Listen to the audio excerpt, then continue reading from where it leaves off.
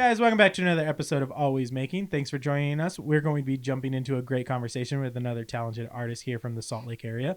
But before we do, you know what we like to do first. Like, comment, subscribe. We've got some housekeeping to take care of. We have a Patreon. Go ahead and follow the link down below. You can join. We have a monthly sticker club you can join, and we send stickers right out to your door. Oh, sorry. I thought you were going to jump in on that one, but that's okay. I was, and then you kept going. I know I kept going on that one. That's my fault. But the other thing we've got going on is we are at the 111 Threads store in the Sugar House area. You can go check out Acadia and everything she's got going. Our guest, Kinzie, is there as well. You can go check out everything they're doing there at the store as well. But that is everything we've got going right now for housekeeping. So I think we can get into this conversation and get right into it. Thank you for joining us here today on the podcast.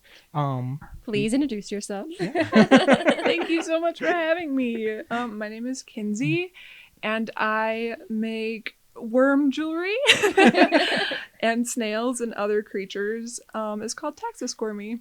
So Taxisquirmy is everything you do, but you've got so much more. So you are being very humble about your history of creating and everything you've got, because you've got a very rich background. I will say we first found you at Punk Rock Flea, and but let's get started a little bit of how long have you been doing the creative world that you live in? Well, out of the womb.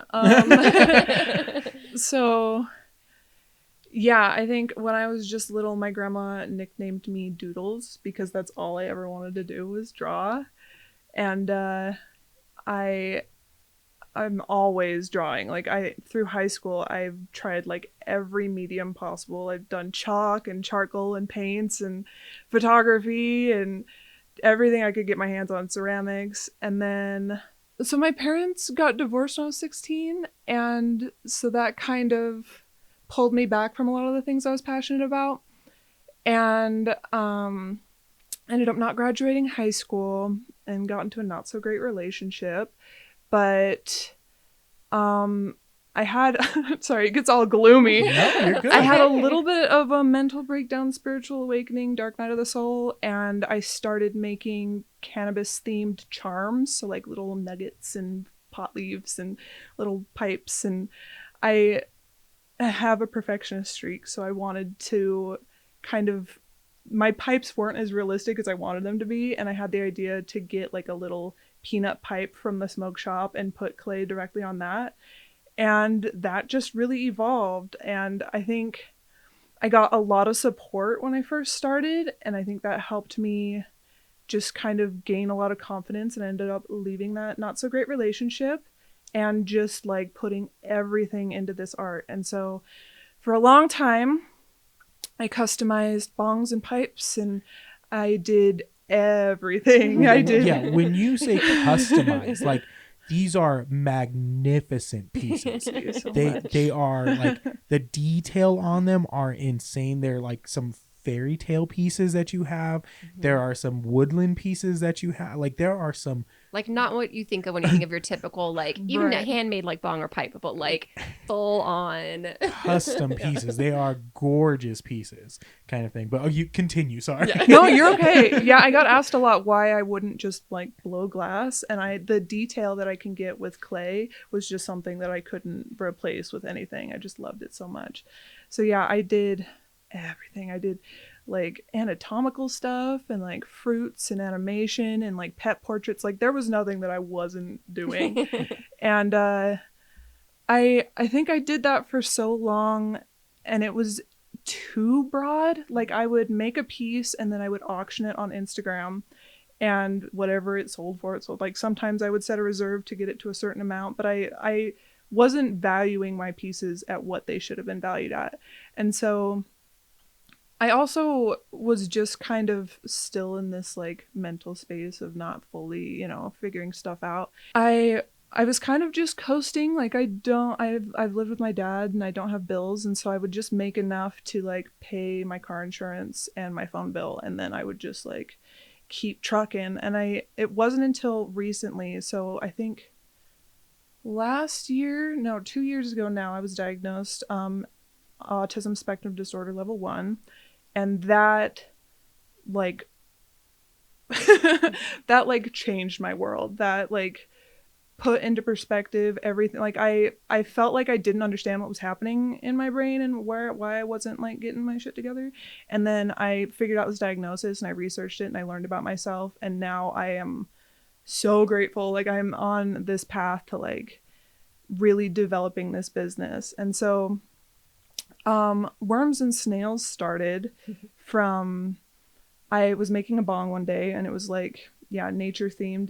It looked like a bark with like moss and frogs on it, and I'm like, I want to put a snail on it. And I had the idea to use a real snail shell, and I was just working on it, and I was laying in bed that night, and I like shot up and I was like, snail pins, I have to write this down. It was like an epiphany. And yeah, so that was like huge, and then it just kind of snowballed from there pretty much. Yeah, the snail pins are insane. They're also so cute. Like, I like snails. I love snails, and they're just like darling. But the detail you get on the snail, like the slug part of it, because I don't know the anatomy of a snail, so I don't know if there's I'm a using... shell and there's like the snail Right. part. Yeah, like, but The body foot. so because you collect the shells from dead snails, like I don't know, again I don't know the terminology of it. So you're using actual authentic snail shells, and then you clay, and then but like how you get so much detail to like look like they're real is insane. It's so good. Yeah, and they've evolved a lot too. Like at first they were like kind of brown colored, and I've just kind of like tweaked things here and there to make them more realistic. Yeah.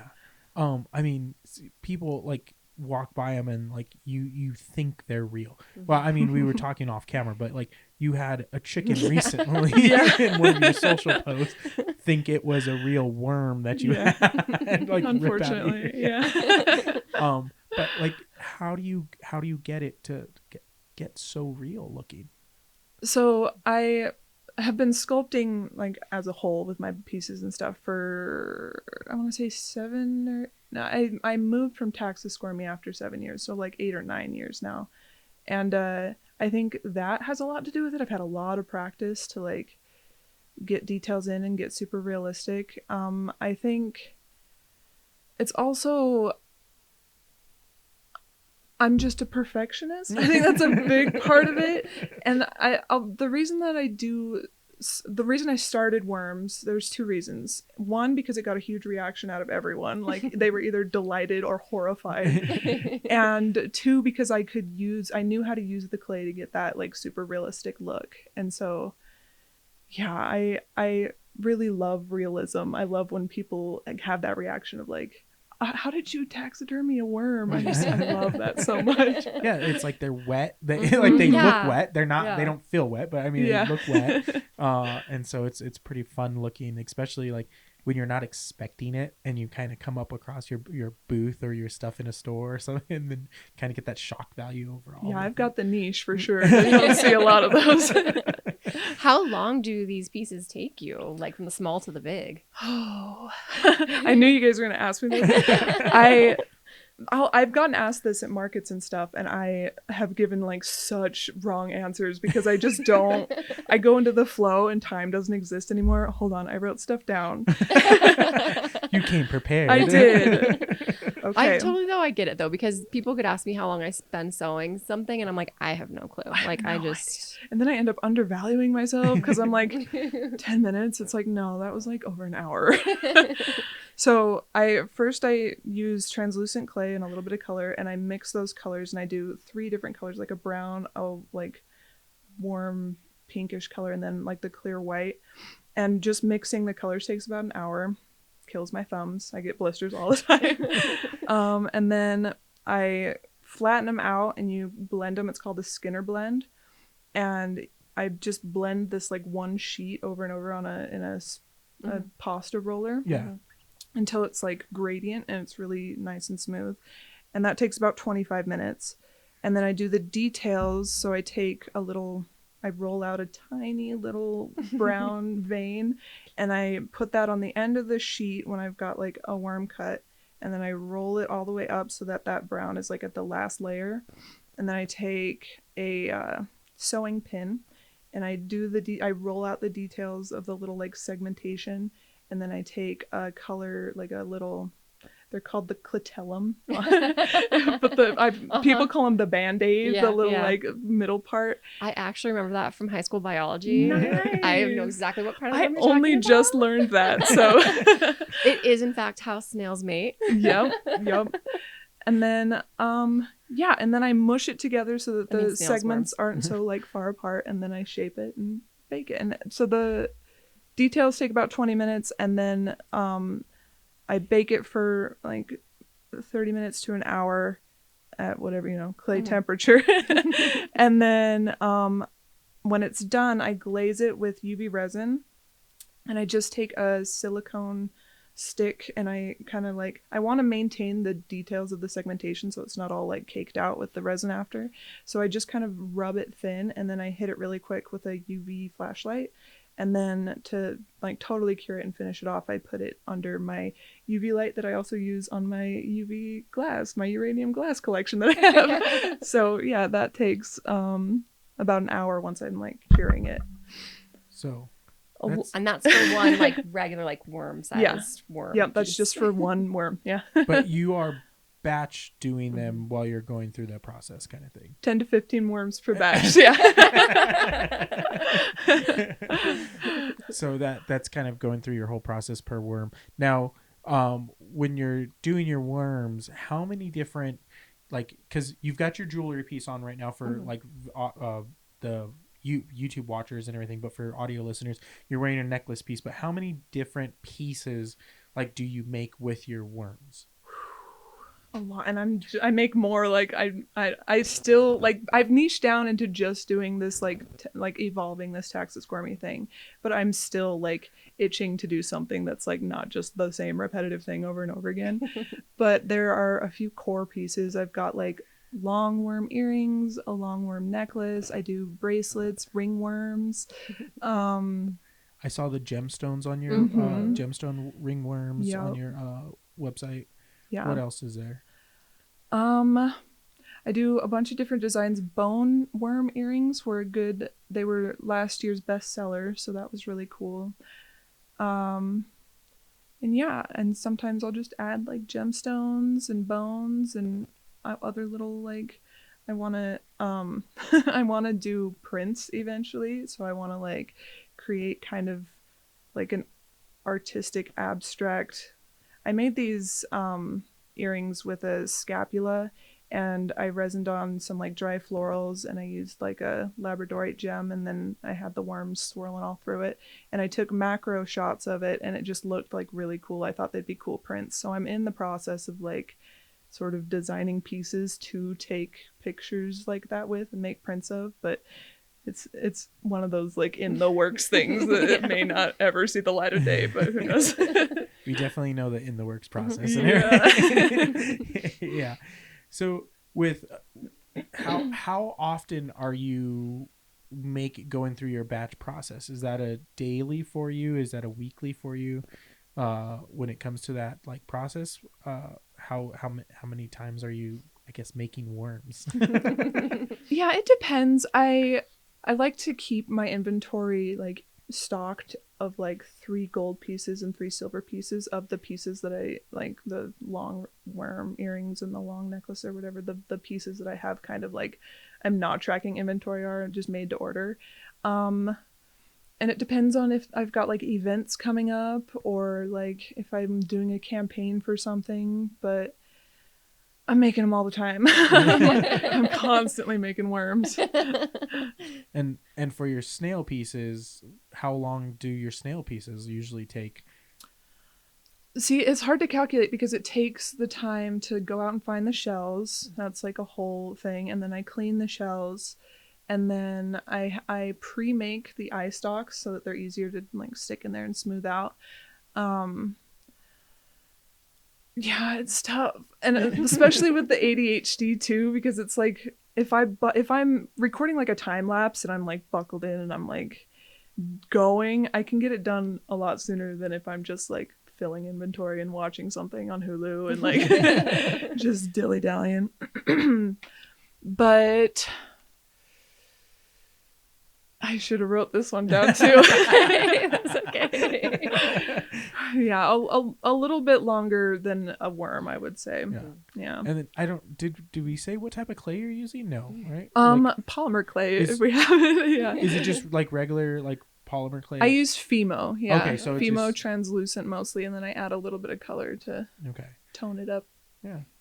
I was just say, are the shells hard to like keep from breaking? Because I feel like I would break so many. They're like so delicate. Yes, I go through so many shells. That's like a part of the process when I'm cleaning them. If they break, then they weren't the ones that were meant to be jewelry, you know? And so when I sculpt with them, I fill liquid clay in the shell, and then you can hold it up to a light and kind of see as it spirals to the middle. And then I stuff it with clay, and that gets a lot of the weak ones out of the way. That I go through a lot of shells. Yeah, I was gonna ask you because there's no way you could like stuff obviously like harder clay to the center, so you use like liquid clay. Smart. Yeah. And that kind of keeps it from like breaking like after the fact and everything. Okay, yeah. That's pretty cool. I was just gonna ask, how do you keep them from being so fragile? And they are still pretty fragile too, so but yeah, that's another reason I lean more on worms, because the snails are the hit. People are kind of divisive with the worms, but snails most people really enjoy, but they are a little bit more fragile. So yeah, snails do seem a little cuter than or more cute than the worms. Yeah, but interesting. You also have cats. You have your cat books and cat stickers. I'm phasing them out. Oh, are they getting phased out? I was gonna do a whole line of like stoner creatures. I was actually like not almost done, but maybe like halfway done with a stoner sloth version. Oh my goodness. And I have just gone all head forward into the Taxisquirmy stuff. So I'm just kind of, but I am going to do worm stickers too. That's another thing. I've got the prints in mind. I think I'm leaning more toward getting the stickers done. So I'm going to like shape worms into different words like squirmy or like rotten or something like that, and then photograph them, and then I'm going to have a sculptural piece that I sell that is the word, maybe like on a plaque or something, and then I'm going to make the stickers out of them too. So very cool. Yeah, I'm pretty excited about that. Yeah. That'll be really cute. Yeah. So the cats were that whole side of things was more for the previous like the I guess the drug paraphernalia like stuff. Yeah, a little bit. And I just trying to scratch that like drawing itch too a little bit, like the illustration side. Yeah, because so are you still doing some of that illustration stuff and things like that, or is it more just the clay thing that's right now like your biggest focus? Yeah, I think I'm kind of scratching sorry. I'm kind of scratching that itch a little more with like marketing side of Taxisquirmy now. So like I don't know, like photography and like taking pictures of my things and like working out like campaigns and stuff. I've been really it definitely isn't drawing. I think if I do draw, it'll be more of like a personal, just kind of keep it to myself, not monetize everything kind of a thing. Yeah. That's totally. fair. You gotta have a hobby or something on the side that keeps you like gives you a break from your main income stream. Right. And yeah. We know that side of things as well. Yeah. I want to talk a little bit about your market like whole aspect of the whole thing for you. Like, when did you decide that you wanted to kind of start putting yourself out into like the market world and like start like doing booths and start selling? When was your first overall like market for you? So it was Punk Rock Flea. Actually, my brother got me into Punk Rock Flea. Shout out Street Ripped. He makes really cool clothing and stuff. So art's in the family. But yeah, I started at a Punk Rock Flea with just like some of my sculptures, and I had the coloring books back then too. And yeah, it just kind of evolved from there. I think with the sculptures, I just like I said, the auctions on Instagram were kind of a hit or miss thing, and it wasn't it was like I would make a piece and then I would sell it and it was like gone the next day, and it's like I didn't have inventory and I didn't get to like see my pieces for very long afterward. And so yeah, I think markets kind of became a necessity and also just a fun thing to do. Like it's so cool to like have this stuff that you worked on and actually like have people in real life reacting to it. But with Taxisquirmy, it's been tricky. Like I've gone to just kind of like trade markets and just craft shows, and I have tanked because I make weird things. And I've learned to really like be picky about the shows that I go to, and like oddities and like punk rock, and try to get my niche more, and the people that really appreciate my stuff has been awesome. Yeah, that is one thing we talked about on here for sure, is finding your people and finding what really fits for you. And like it really does, like the markets, we've had markets that have flopped for us for sure. And it's like, oh, okay, we know these are not the people that are interested in our lesson stuff. learned. And you don't know till you hit those markets. Like that's one of those things you're like, okay, this maybe be a good market. Okay, that was not a good choice for us, kind of.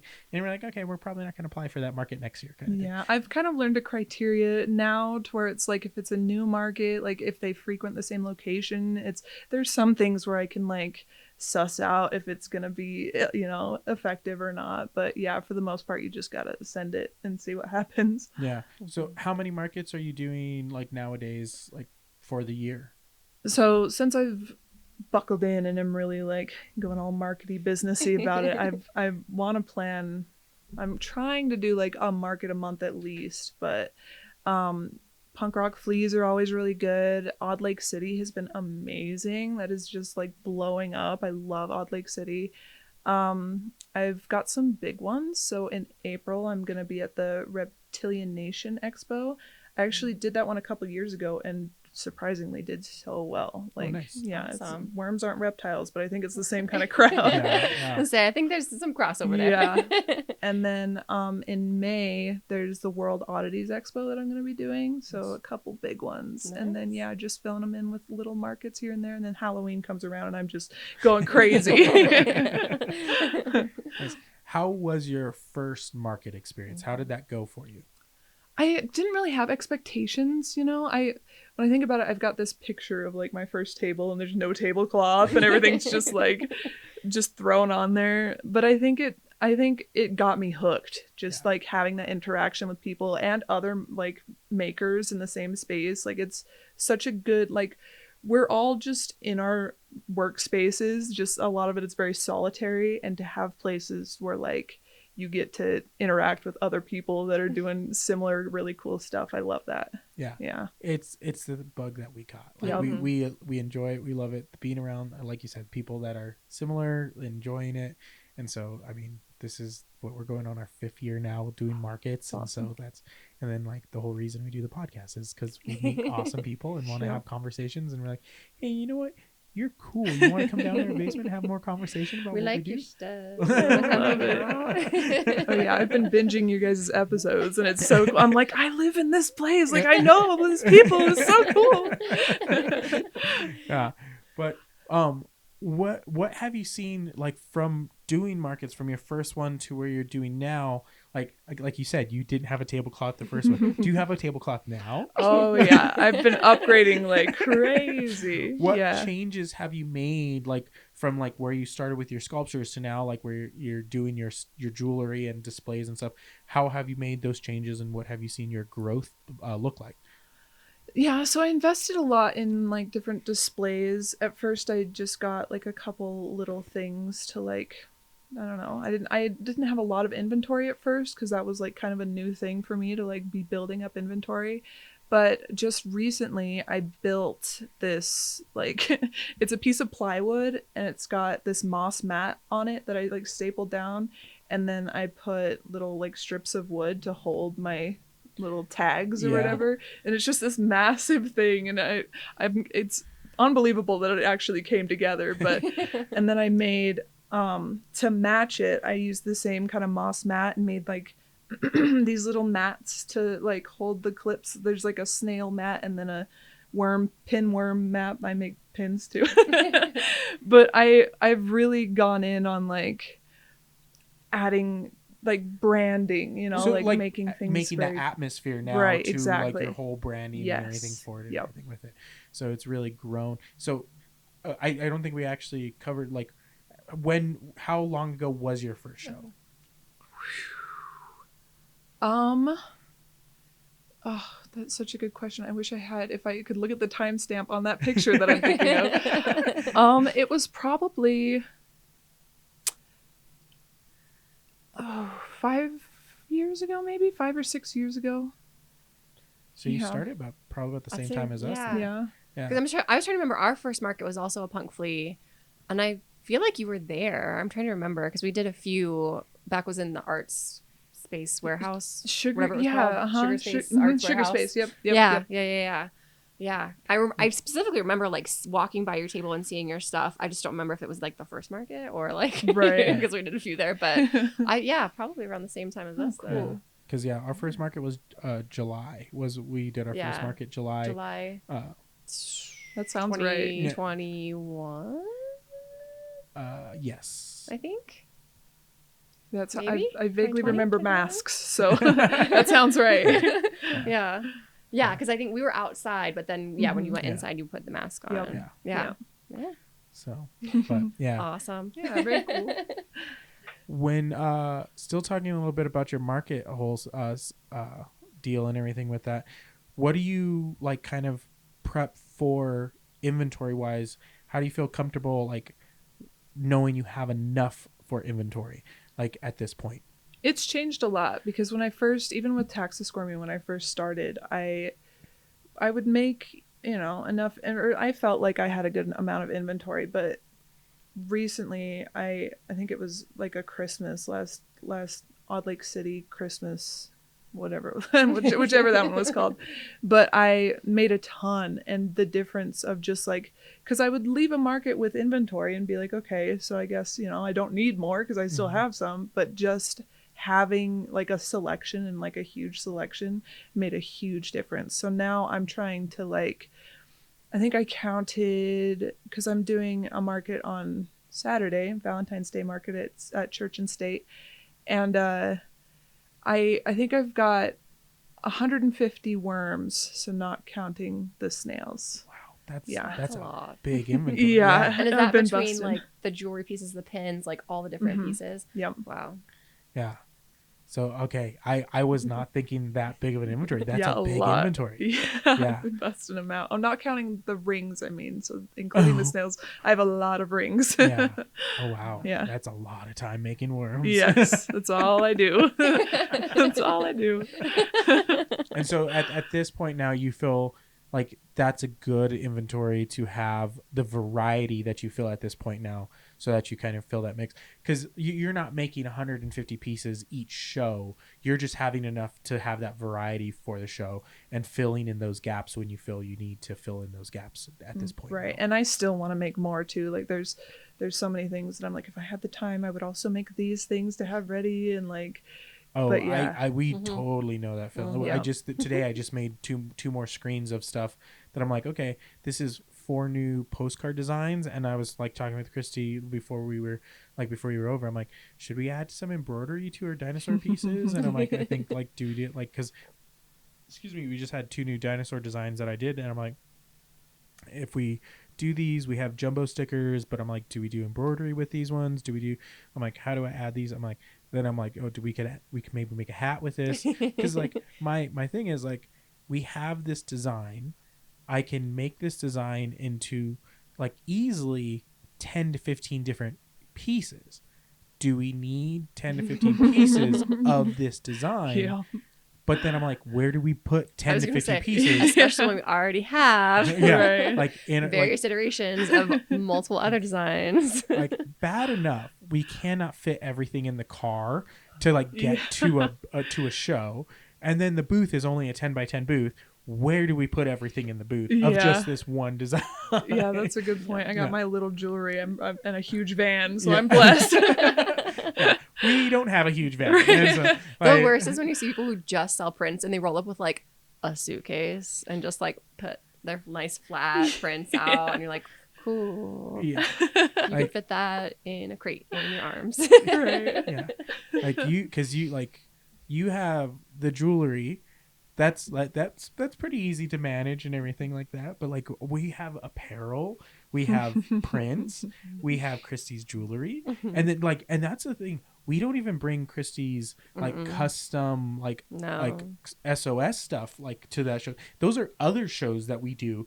And like when we do those shows, we don't bring half of the other stuff we do. That's smart though. That's smart to kind of like pick the best markets. We have the two like brands, but it's also like we're like, oh, are we missing out on like these people at this show that potentially might want this stuff? I'm like, it is hard. We have so much stuff that we definitely try to like curate our booth to each market, but then it's hard sometimes to like, we can't always predict like what kind of audience is going to be there and like what do we bring and how much. And yeah, I mean, it's I know your struggles. Yeah, I get all the variables. Yeah. It's like, because when you're applying for shows, are you looking at like what space you're getting? Are you looking at trying to find like more space?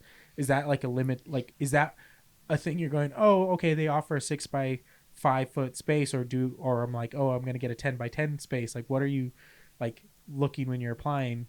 So I think I'm going to expand into doing like more like decor, like taxidermy. Like I've made little worm diorama, like actual leaning into taxidermy a little bit more. But I think right now I'm just kind of like with the thing that I built, I'm just kind of trying to take advantage of all the space on my 6-foot table. And that's like the cheapest one you can buy most of the time. So I'm like sticking to that. But yeah, I eventually want to get like have so much inventory and have like right now I only have one snail like coffee table display and I want to do more of those. So do you have to like pack the snails? Speaking of the snails, do you have to pack them like a specific way? Like do you wrap them in tissue paper? Like how do you transport those so they don't get broken? I do like a thin strip of either like bubble wrap or like that like I don't know, like the foam strips. I don't know what to call it. But then I wrap that around the eyes real gentle, and then I kind of wrap it around the shell too, and then I do the whole thing in bubble wrap. And then I've got my snail boxes specifically for the snails. Oh my goodness. Yeah. So you don't have a ton of like stuff or I should say as much as we do, but then you have to get to the market and like unwrap each little snail. Right. And, like... Yeah. And I still do. So I've got bullfrogs, which are like tiny little pipes that look like frogs. I saw those on the social.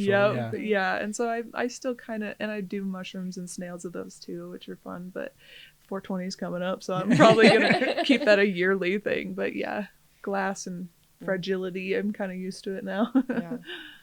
So let's go back a little bit to your making process with it, and let's talk about a little bit of your workspace and kind of build out like when you're kind of making everything with it. Like you talked a little bit about your worm process with your like kind of batch going with everything, like. When you're kind of going, we talked a little bit, you said you're watching your Hulu and kind of like going through your process, but how often are you kind of going through and kind of just working through your stuff? Are you going like a regular, like 9 to 5 day? You're going to just sit down and kind of just go through and like make a thing? Or is this something you're taking through and like, hey, I'm going to like spend a little bit of time here, come back and do a little bit of time here? How's your overall process for making what you're doing? Is it just kind of sporadic, or is it something that you're really like focusing and going through and have a real like game plan for what you're going through? So before my diagnosis, I would burn myself out because I would wake up, I would sit down and I would do it all day and then I would go to bed. Like that was all I did. And I've learned that it's important to not do that. So like, and I enjoy like kind of the marketing side of things and the campaigns and stuff. I'm enjoying kind of planning stuff out and kind of mapping it a little bit, not too rigidly because ADHD is still there a little bit too. But yeah, I think I'll sculpt a little bit and then I'll even just like take the dog for a walk or like go cook lunch or like do something that's completely different. Or I'll like pack orders or I'll build something for the table or like there's so many different like clerical, like off type things that I can put a little time into. And then especially if I'm like not crunched for time, which I've been doing a lot better at planning things out and like, oh yeah, I've got a market in a month. Maybe I should not wait until 2 weeks before to try and push out all this inventory. So yeah, I like to space it out a lot more recently. I want to talk tools because clay, like, it's not something we really like dive too much into. And so what are some of the tools that you're like really have to have and really like it'd like kill you to not have those tools when messing around with what you do? Yeah, they're all sitting on my table right now. So I've got the pasta machine, which rolls out those really thin slabs for my worms. I know there's one specifically like by a clay maker, but are you I know people just like use pasta, like, is yours a pasta machine or just is it a pasta machine? Okay. Yeah, so, and it's funny because I've got a craft oven, but it's just a toaster. Like that's it's the same thing. Yeah. So like when we're talking like, hey guys, like you don't need the legit ones from like the craft stores. You can go out to the thrift store. You can find a We've toaster seen pasta oven, rollers at the thrift store. Or you can get a pasta roll, and like you don't need to spend on the crazy craft name brand stuff. Yep. Go to the thrift store. 100%. Get something. Okay. Yeah, for sure. And then talked about my sewing pin that I use for the little details on the worms. I also have tiny little ball tools that I use. So I've got a larger ball tool that I use for the snails to kind of create the wings on it. And then I use the tiny little ball tool to make all the little tiny divots. So when you say a ball tool, that's like almost like a pen style, like stylus with like a ball end to it, right? Like a kind of for like carving and like it's a like rounded end on it. Yeah, it's kind of like a metal. It almost looks like a point, like a needle, and then I've got a bunch of them with different sizes. But yeah, just a tiny little ball on the end. Okay, so like those are the things that you have to have. Yeah, I also have like a long blade, kind of like a razor blade. So I'll put my snail down on and picture frame glass. That's a big one too. I have so many little like squares of glass just so that I can like lift it up and move it around, and then to get it off of the glass I use that blade to kind of shimmy it down. Interesting. Yeah. Okay. Would never have thought of that one. Yeah, picture frame glass is huge. I broke one recently and I'm like, oh, time to go to Goodwill. Get some more. I was gonna say, is that like a kind of a clay tip, like for people like in the clay world, like picture frame glass, or is that? I would say so. Yeah. I've been using, or just like if you're gonna work on a surface, like a glass surface is like the way to go. Okay. Yeah. I was gonna ask if you had something out there that like is not a normal like tool out there, but I guess that you just answered that question. Yeah, there you go. Yeah. Picture frame glass. Yeah. Okay, yeah. That threw me for my question that I had next for you. Read your mind. Yeah. Let's say, did you have a? Yeah, I was gonna say. So we've talked a little bit about like some of your future plans, but do you have any like big term pie in the sky like Taxisquirmy in the future goals? So 111 Threads just opened her shop and I'm like, oh, that would be so cool. And then you guys invite me on your podcast. I'm like, oh, a podcast would be so cool. So there's like, I don't know, I daydream a lot, but then I've got like the little, like the prints or the stickers, or like the other night I had this idea for like cellophane. So you know how worms, their slime will kind of have that like sheen to it where it's like colorful. I've had the idea to like take cellophane and like shape it with resin and slime. I don't know, it's a work in progress. That would be really cool because you get that like iridescence exactly, that their like little slime trails have. Exactly. Yeah, I was wondering if you would have a different like creepy crawler buggy thing like that you were working on or something like that, but like I guess a slimy cellophane kind of thing is kind of cool. Yeah, I get asked to do slugs a lot. I really need to do more slugs. Okay, that's a big one. Okay. I was thinking like maybe like smaller little like maggots or something like. I've got a list of my salamanders. I love salamanders. That's one I want to get done. Okay, yeah, some other kind of bugs in that sense, kind of thing. Yeah, yeah. You said that and you totally reminded me of like when I was a kid and I had that creepy crawler oven. Do you remember that? Where it was like making out of, like, they're like edible things. gummy ones. Yes. Yeah, and I just like because you said creepy crawlers, and I just like it flashed in my brain the like creepy crawlers. It was like the commercial. Oh yeah, 100%. Oh yeah. And I'm like, oh, I used to love that when I was a kid.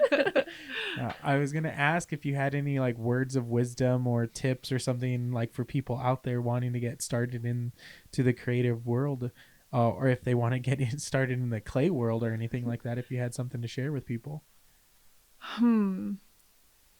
YouTube University. Yeah. All just research and learn, and like I think just in general a big thing of mine is just to follow your excitement. Like if you think of something or if you see something or you're inspired by something and it gets you like daydreaming, or you just get like your heart rate goes up and you get excited about it, follow that thing and do that thing. And even if it's like you do it and then you don't care about it anymore, you needed to do that, you needed to learn what you needed to learn from it, and it's taking you, just keep following where you're excited and keep doing that. I love that advice. Yeah, I like that. That's great. Yeah. I want to make sure people can find more information about what you're doing. Go check out all the cool, fun stuff you're doing. Where is the best place they can find more information about everything you're doing? So Instagram is probably the hub at Taxisquirmy.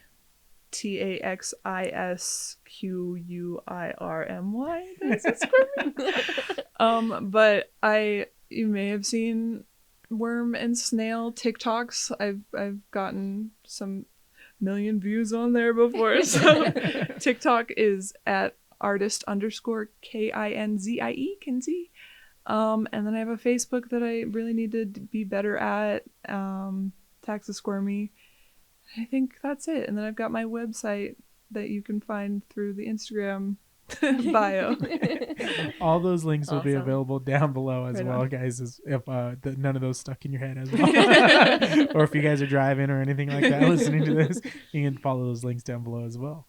But yeah, I think that's gonna do it for the podcast here, guys.